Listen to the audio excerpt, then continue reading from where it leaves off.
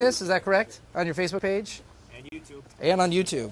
So thank you, Mad River Valley Television.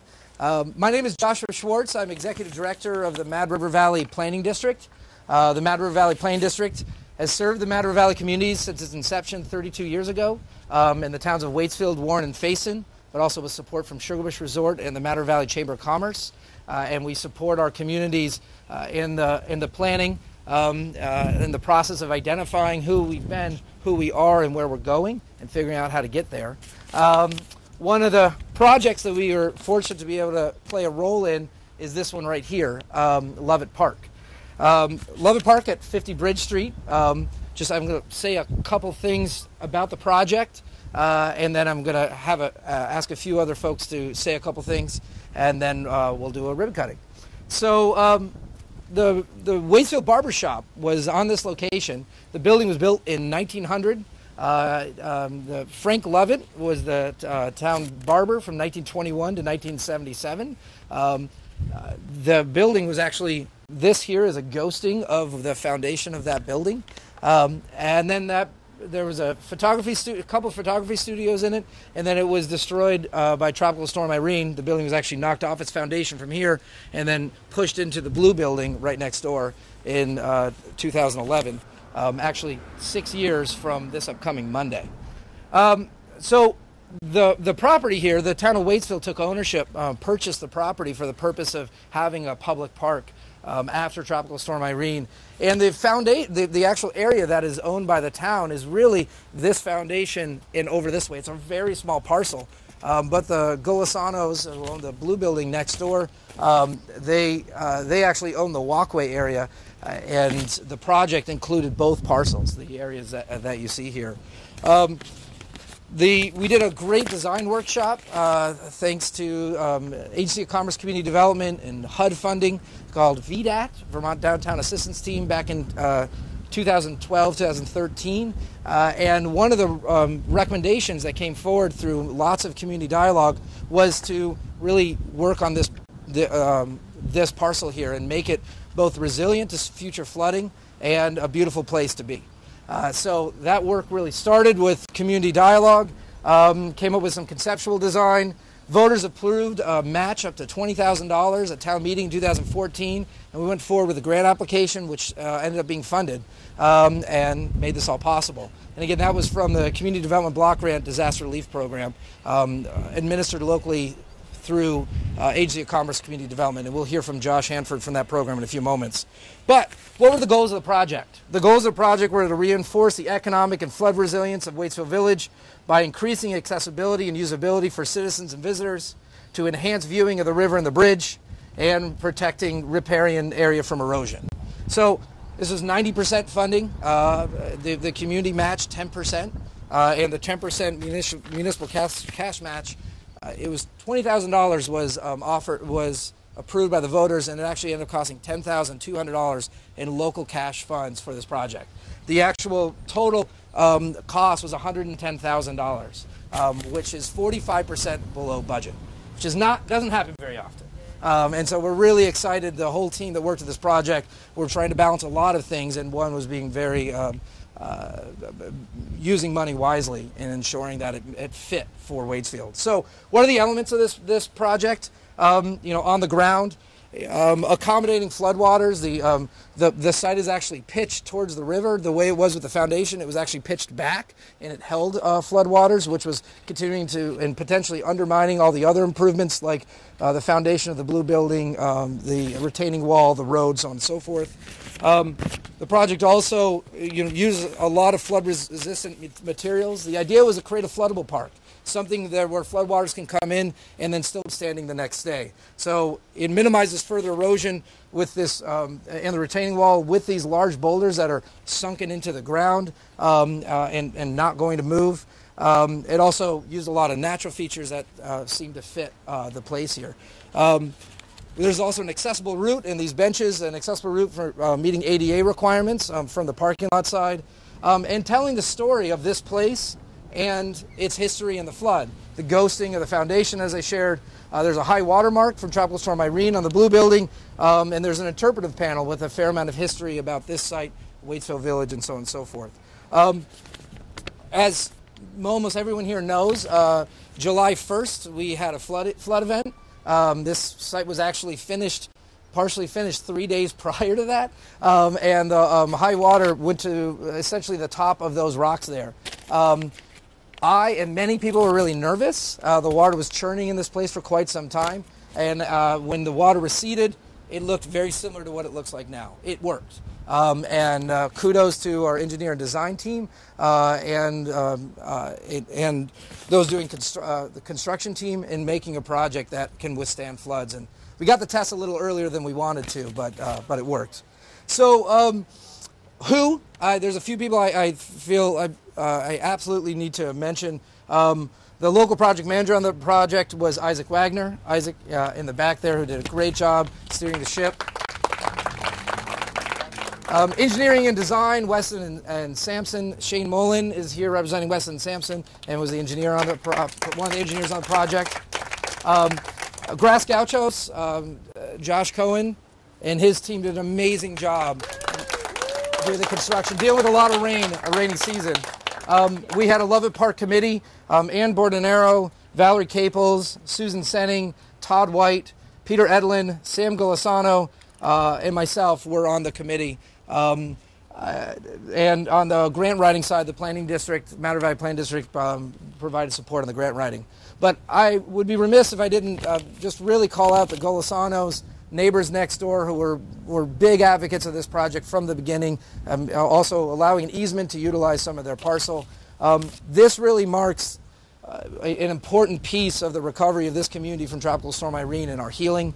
There's a lot of physical changes that have happened in a positive way in the last 6 years, but there's also been a lot of community healing that's happened as well. And these projects represent the community coming together, and I'm really, really proud of that.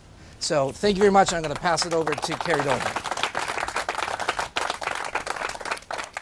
Carrie, can you come over here, please? Thank you. Can't shoot in the sun. Well, thank you for this opportunity to say a few words. I'm saying these words on behalf of the Waitsfield Select Board, and unfortunately Ann could not be here today. She was, I think, an important partner in the committee work and helping to shepherd this project forward. What I would like to emphasize today is partnerships. This project represents important partnerships that resulted in something that will sustain us into the future. The partnerships began with Joshua Schwartz at the Mad River Valley Planning District.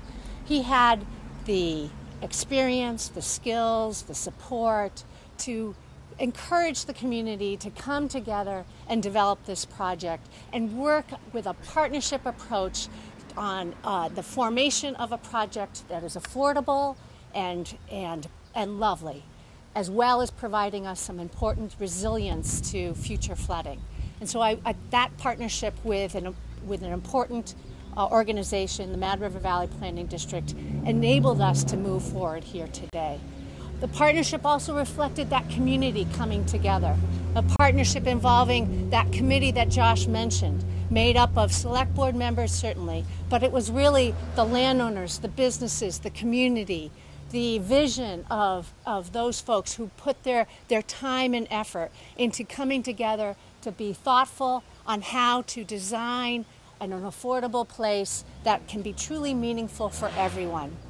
And certainly this project represented an important partnership with the state of Vermont and our federal partners. That state and federal partners coming together, helping a community heal, helping the community be able to build that resilience into the future was absolutely critical for us to be able to certainly afford the removal of the large cement that really were an eyesore in this parcel, but it really helped us and supported us in the coming together of a project. They certainly also kept us on time because we had certain deadlines we had to meet.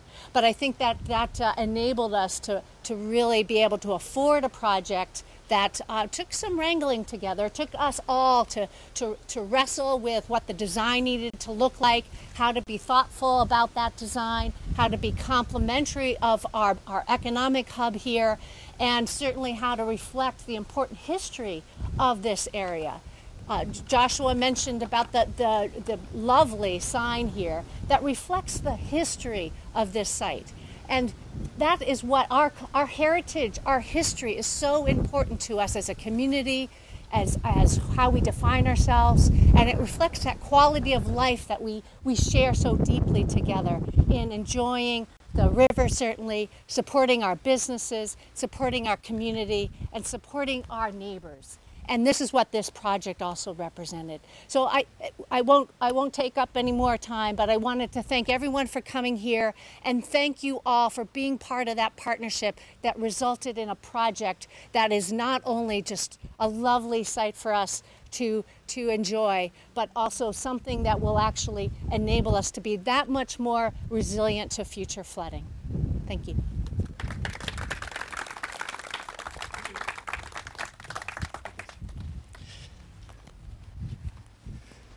Hello, I'm Josh Hanford with the Vermont Department of Housing and Community Development, and you could tell I'm from the government, only one wearing a tie here today, claiming some sort of role in this, which was actually very minor compared to everyone else here.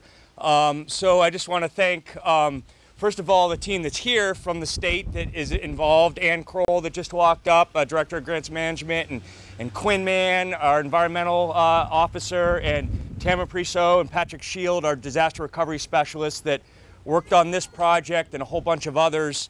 And as I said, you know, with the tie-up here, I probably had the least to do with this project. But what I do remember is I just lived 15 miles down the road here when Irene happened in Rochester, and had the chance and the privilege to work on a lot of the disaster recovery funding from HUD. And one of the things that I remember thinking early on was these places that were destroyed in our communities that were near the river, they ought to be some sort of park that we can remember what happened, and then also remember and demonstrate how we're moving forward.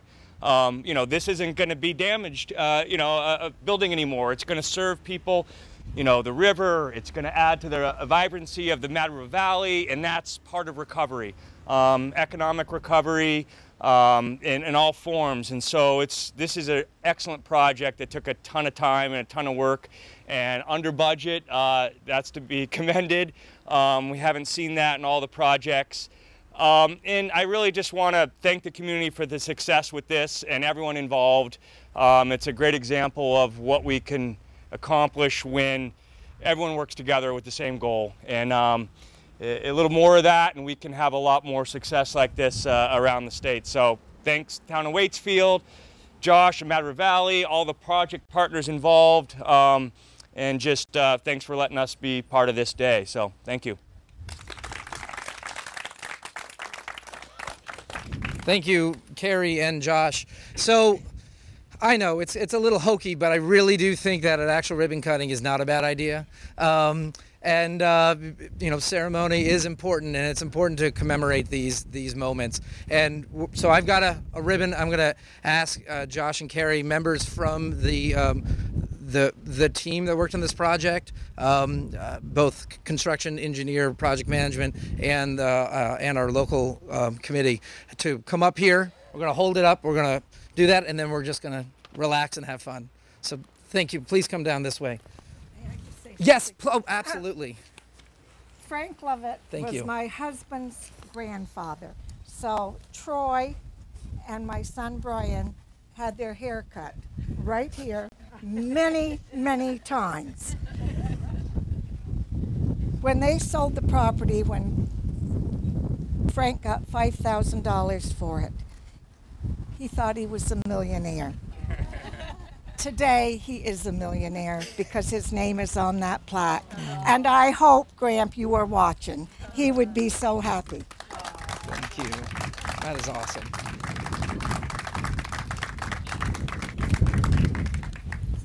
I'm going to grab right. Thank you. So if people can come down this way. Yes, thank you, Carrie. Come down. Where's Isaac? Isaac, you need to be down here. 100%. Peter. Yeah, Peter. Thanks, Ann Carleen. Wow, Susan. Josh. Is everyone going to leave me in the middle? You deserve it. This is absolutely teamwork.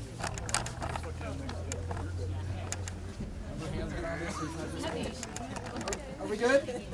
All right.